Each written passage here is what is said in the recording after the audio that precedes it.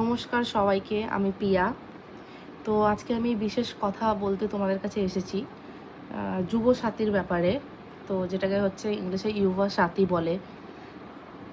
তো শুনেছি 9 মার্চ থেকে টাকা ঢুকছে শনিবার সবার অ্যাকাউন্টে, যেটা 1 এপ্রিল দেওয়ার কথা ছিল ভোটের আগে আগে।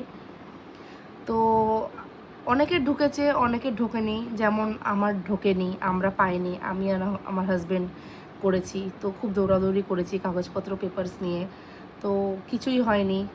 অ্যাকাউন্টও দেখছি, ব্যালেন্স চেক করছি, কোনো টাকাই অ্যাভেলেবেল নেই, কিচ্ছু নেই। তো আমি এটাই তোমাদেরকে জানাতে এসেছি।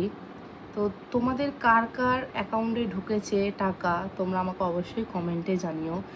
আমি তো পাইনি, আমাদের মতো মধ্যবিত্ত ঘরের ফ্যামিলি, দিন আনি দিন খাই। তো অনেকের ঢুকেছে, সোশ্যাল মিডিয়া ঘাঁটি সবই দেখতে পারি।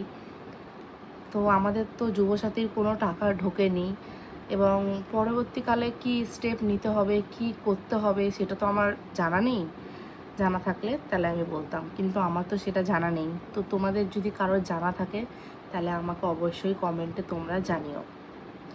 তো টাকা ঢোকেনি সেটার কি কারণ, কি না, হয়তো পেপারস গন্ডগোল হতে পারে বা কিছু, সেটা সরকার জানে, সেটা আমাদের না জানাই ভালো।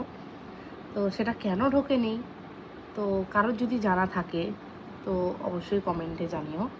এবং আমি এটাই বলবো যে যাদের ঢুকেছে তাদের তো খুবই ভালো, আর যাদের ঢোকেনি তাদের তো কপাল খারাপ। তারা চেষ্টা করো, ঠিক সফল পাবে। তো আমারও এখন চেষ্টা করতে হবে। তো সবাই চেষ্টা করো, এবং আমার ভিডিও অবশ্যই তোমরা শেয়ার করো, কারণ অনেকের টাকা ঢুকেছে, অনেকের টাকা ঢোকেনি। এবার যাদের ঢোকেনি তারাও এটা দেখলে তারাও বুঝতে পারবে